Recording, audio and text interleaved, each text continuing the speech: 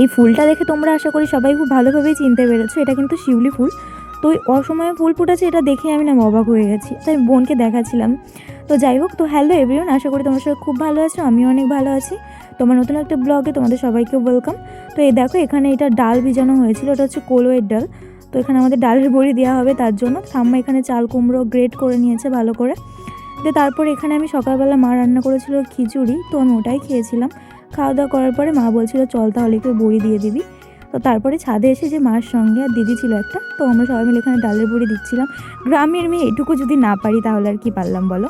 তো তারপরে খেয়েছিলাম একটু মিষ্টি। খাওয়া দাওয়ার পরে বাবা এখানে সকালে মাছ এনেছিল, তো মা বলছিল ওটাই আমাকে কেটে দিতে, কিন্তু আমি তো সেরকমভাবে পারি না, লাস্টে মাই ধুয়েছিল। তারপরে আমি এখানে স্নান কমপ্লিট করে পুজো দিয়ে নিয়েছি।